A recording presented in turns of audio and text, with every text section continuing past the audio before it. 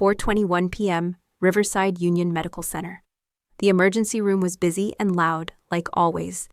Then the doors burst open and security guards rushed in, pushing a stretcher. A 4-star Army general was bleeding through his dress uniform. His medals were cracked, and his chest was moving up and down with weak, slow breaths. He had been shot at the veterans ceremony across the street. Doctors ran beside him. The main surgeon looked at the scan and stopped moving. "I can't do the surgery. One wrong move and I'll tear the area around the heart." Everyone became quiet. Then the quiet rookie nurse, the one nobody remembered the name of, stepped forward. Her voice was calm and clear. "Sir, if you go in from the bottom side angle and pull back the heart covering by 2 millimeters, you can reach the bullet without hurting the heart." The entire room turned to look at her. She wasn't guessing. She wasn't scared. She was talking like a war surgeon.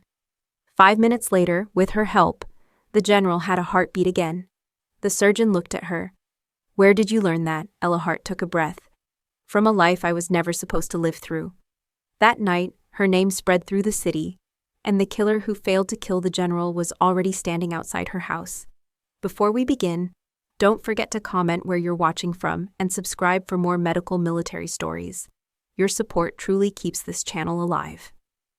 4:21 p.m., Riverside Union Medical Center. The emergency room was already like a battlefield. Alarms were ringing, voices echoed in the hallways, and the sharp smell of cleaning liquid and blood mixed in the air. Nurses rushed past with carts. A resident was arguing with radiology over the phone, and someone kept shouting for more suction in trauma room 2. It was the kind of day where time didn't feel normal. Everything blurred, everything rushed, everything moved forward like a runaway train. And in the middle of it all stood Ella Hart, the rookie nurse who blended into the background a little too easily. She kept her head down, double-checking an IV line on a patient who just had surgery, while 2 senior nurses whispered in the corner. She wasn't trying to listen, but hospital walls were thin and mean words traveled faster than sound. "She freezes every time it gets stressful," one said quietly. "Quiet types don't last long in trauma," the other replied. Ella ignored it. She had learned long ago that silence was safer. Silence kept her past buried, kept her face unknown, kept the truth from slipping out at the wrong moment. But if anyone in this hospital watched her closely, really watched her, they would have seen something strange. The way her eyes scanned rooms too quickly, looking for danger no one else noticed. The way she kept her back to walls. The way she measured distance automatically like someone who expected gunfire. But no one watched her closely, not until the front doors exploded open. Security burst through first, pushing a stretcher so fast it slid sideways. A doctor yelled something about clearing trauma 1. A group of nurses followed, and the second the stretcher rolled into the bright ER lights, the entire department fell silent, because lying on that bed wasn't a regular person. It wasn't even a soldier. It was a 4-star Army general. His uniform was soaked in blood. His medals were cracked and hanging crooked.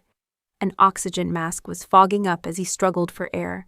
His chest rose unevenly, painfully, like each breath might be his last. Someone whispered, "Is that?" Someone else said, "A shooting at the ceremony across the street."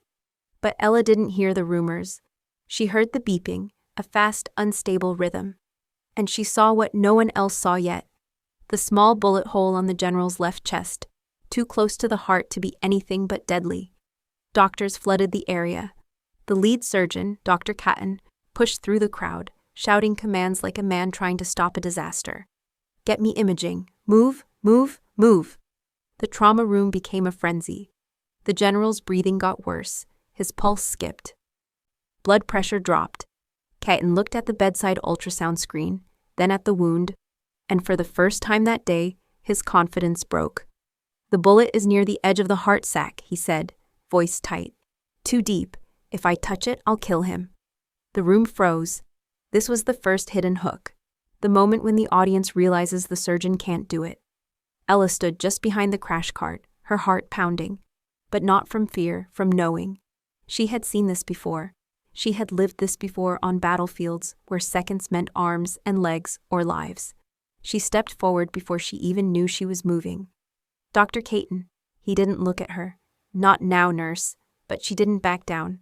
"Sir, if you go in from the bottom side angle." "Not now," he snapped again, louder. Ella's hands tightened on her gloves. The second hidden hook settled quietly. Why does she sound like a surgeon? She tried again. Softer but stronger. You're pulling back from the wrong side. If you turn the heart covering 2 millimeters. Caton spun toward her. How do you even know what a heart covering is? Ella swallowed. Because I held one once while a man died in my arms. Because I used to take out bullets with my bare hands under dark skies and bomb fire. But she couldn't say any of that. The general's heart monitor beeped faster. Caton looked back at the screen, at the wound, at the dying man who commanded half the military. His jaw clenched, and he made a choice. Fine, he snapped. Show me. Ella didn't wait. She moved beside him, steady as stone, her voice calm and clear. Pull back from the bottom side. Angle your tool slightly left. Now turn the covering exactly 2 millimeters. The general's pulse flickered, then steadied, then rose. 5 minutes felt like 5 hours, and then the bleeding slowed. The bullet became easy to reach, and the surgeon took it out clean. The trauma bay breathed as one. He's getting better, Caton said, shocked. Ella stepped back, trying to disappear again, trying not to shake, but Caton wasn't done. He turned sharply, eyes drilling into her. How do you know this? His voice was low now, serious. How does a rookie nurse know battlefield surgical techniques? Ella's throat tightened. She forced a small, shaky smile. From a life I wasn't supposed to survive, she whispered. That was the third hidden hook. Her past is no longer hidden. The general was rushed to ICU under immediate military guard. Dr. Caton walked away with a long, troubled look. Nurses whispered in corners. And Ella, she stayed quiet, cleaning her gloves, pretending her heart wasn't racing like it used to on nights when gunfire lit the desert sky. Hours later, after her shift ended, she walked out into the cool night air. Streetlights flickered. Ambulances hummed on standby. It felt normal, almost peaceful, until she saw the man standing across the street, still as a statue, hands in pockets, watching her. Ella's pulse skipped a beat. Something in his stance, the squared shoulders, the slight lean, hit her like a memory she didn't want. He took one slow step forward, and then the next. She froze because she recognized that walk. It belonged to someone from the life she tried to bury, someone who should have died years ago, someone who wasn't supposed to know she existed anymore. But he was here, and he was walking toward her house. The man across the street didn't move at first. He just stood there, half in shadow, half under the flickering street lamp, like someone caught between two worlds. His face was hidden, but his stance, it was unmistakable. Ella Hart didn't forget stances. Stances could save you. Stances could kill you. And this one took her back to a sand-covered valley 12 years ago, the night everything went wrong. A passing car briefly lit his outline, and Ella's breath caught. He wasn't holding a weapon. He wasn't charging. He wasn't even trying to hide. He was simply watching her, like he expected her to recognize him. Ella forced her feet to move. She walked toward her car as calmly as she could, though every instinct screamed to run. She opened the door, slid inside, and locked it instantly.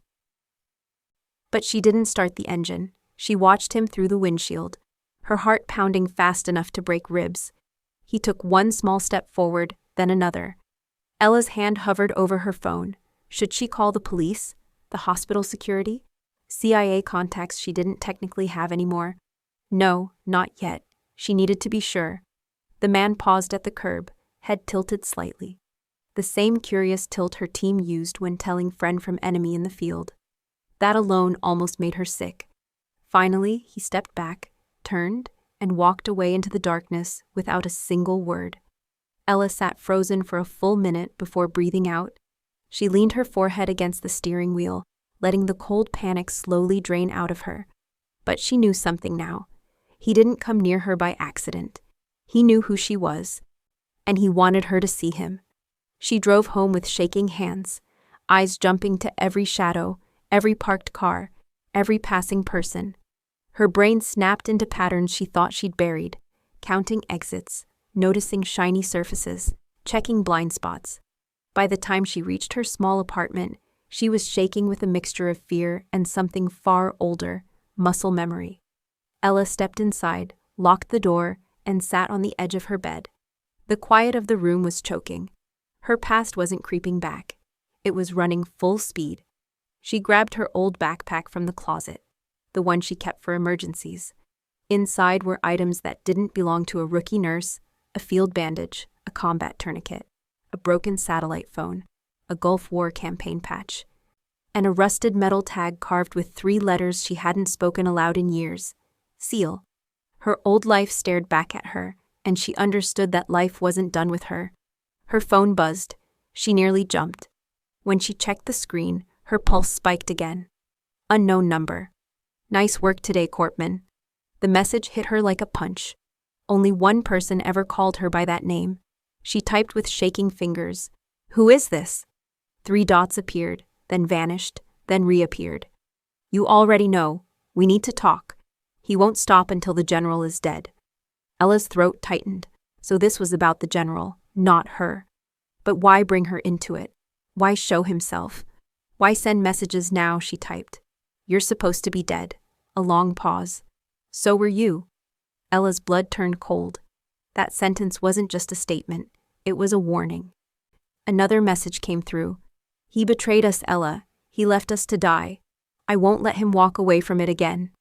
Ella stared at the screen, her mind tearing open old wounds she kept taped shut. She remembered the night in the Gulf, the surprise attack, the screams, the endless radio calls, begging for air support that never came. She remembered dragging bodies through sand and fire. She remembered the explosion that separated her from the rest of her team. The general had denied air support, or at least that's what she was made to believe. She typed slowly, "Did you shoot him?"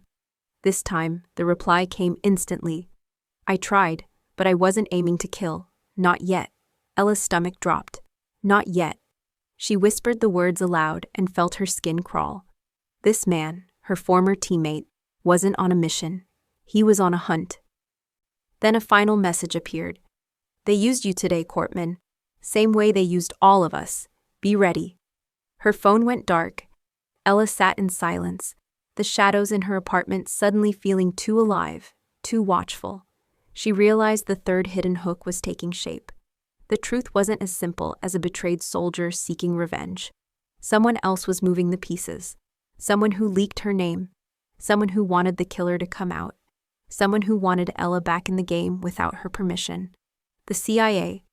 Ella pressed her palms to her eyes, trying to breathe normally. Why would they involve her? Why leak her name? Why bring a ghost back from the dead? A sudden knock on her door made her jump.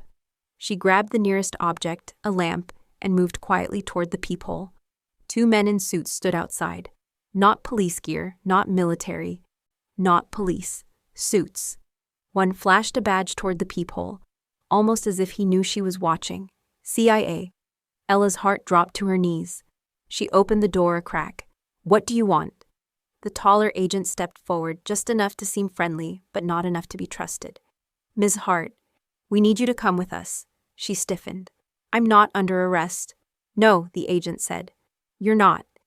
"Then I'm not going anywhere," he breathed out, lowering his voice. "The man who shot the general knows you're alive, and after tonight, he won't disappear again." Ella felt her pulse hammer against her ribs. Why leak my name? Why force him out? The agent gave a thin, unsettling smile. "Because you're the only person he won't kill on sight." There it was, the truth she didn't want. They were using her not as a suspect, not as a nurse, not even as a SEAL, as bait. Ella stepped outside and shut the door behind her, locking it. "What's your plan?" "We're going to take you to a safe location," he said. "We need him to show his face again. Once he reaches for you, we'll take him alive." Ella's voice dropped. "And if he reaches for the general instead?" The agent paused. "That's why your help matters." Ella closed her eyes, swallowing the rising fear. She had left this life behind.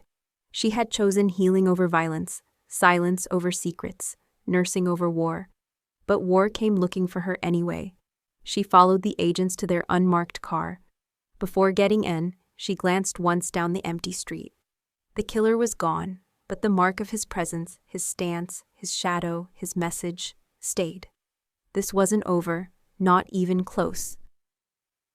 And the general wasn't the only one who needed answers. If you're still here, comment, never judge. Because Ella Hart's past is about to explode into her present. Ella kept her eyes locked on the dark window long after the unmarked CIA car disappeared down the street.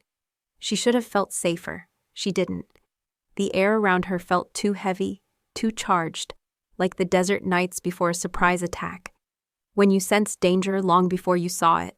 She closed the blinds, turned on a single lamp, and stood still in the center of her living room. Something in her chest refused to settle. Her teammates' messages replayed in her head like a broken recording. He betrayed us, Ella. He left us to die. Be ready. Ella rubbed her wrists, suddenly aware her palms were sweating. She forced herself to breathe slowly, counting inward like she used to during secret medical rescues. But the quiet didn't help. It only made the house feel more hollow. A soft creak behind her froze her blood. She didn't turn around. She didn't breathe. She just listened. Another creak, then a slow, controlled breath that wasn't hers. Ella spun. A shadow broke from the doorway, rushing straight at her. She barely got her arms up in time before the man slammed her into the wall, knocking the air from her lungs. She reacted without thinking. Hard elbow to the ribs, knee to the thigh. But he moved like a soldier, taking every hit. He grabbed her wrist, twisted. But Ella rolled under his arm, sweeping his legs out from beneath him. The man crashed onto the hardwood floor, but got up instantly, kicking her backward into the coffee table.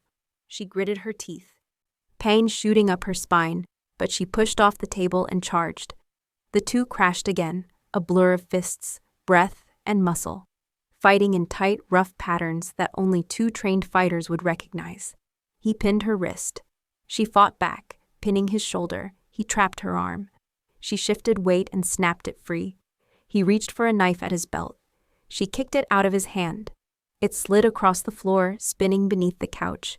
For a moment, they stood breathing hard, circling each other, shadows flickering across their faces. Ella felt her heart slamming against her ribs. Not just from fear, from knowing. This man fought like someone she used to know. He moved again, and she stepped forward to meet him. But he didn't attack. He suddenly stopped mid-swing, staring at her like he was seeing a ghost.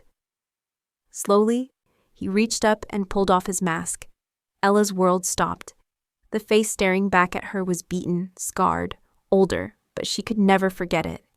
"Matthew," she whispered, voice breaking. Her former teammate, the man she helped in a sandstorm shelter as he bled from metal wounds. The man she believed died when their escape helicopter exploded. The man whose dog tag she carried for years. "You're alive," he said. But it wasn't relief.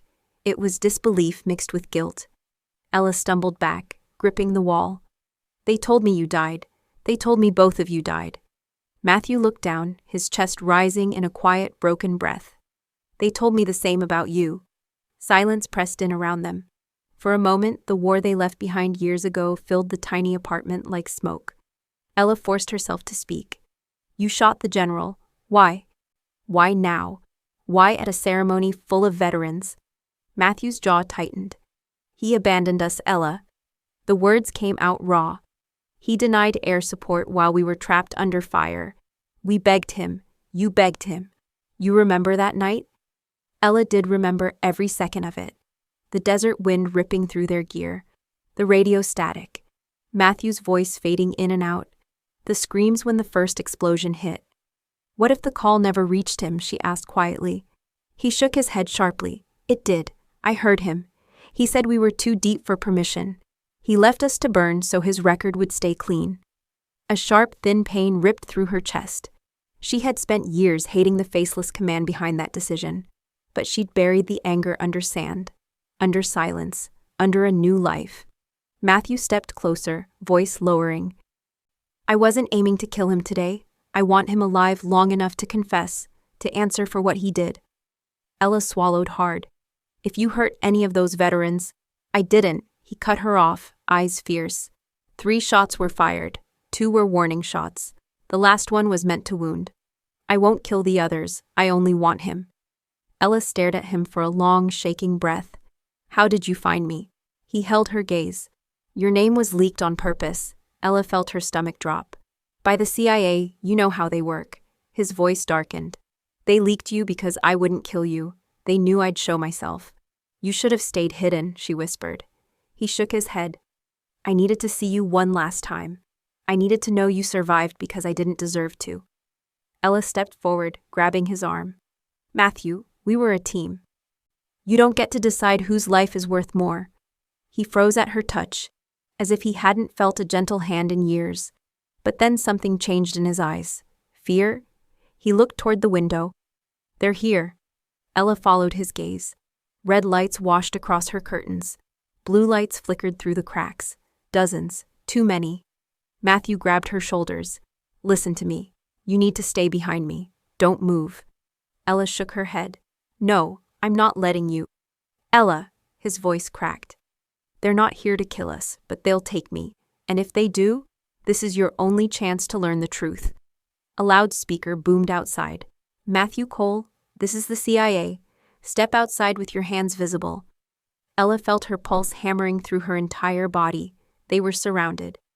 The whole house glowed red and blue as agents took positions behind cars, fences, mailboxes. Every shadow was a gun barrel. Matthew stepped back from the window, raising his hand slightly, not in giving up, in acceptance. I never meant to involve you, he said softly. You should have stayed dead. It was safer. Ella stared at him, tears burning her eyes. You came to kill the general, and now you'll die for it. He shook his head. I'm done killing, but the truth deserves daylight. He took one slow step toward the door. Outside, dozens of rifles shifted. Ella's throat tightened. Matthew, don't. He looked at her one last time. I'm glad you lived, Cortman. And then he opened the door. Bright lights flooded the hallway.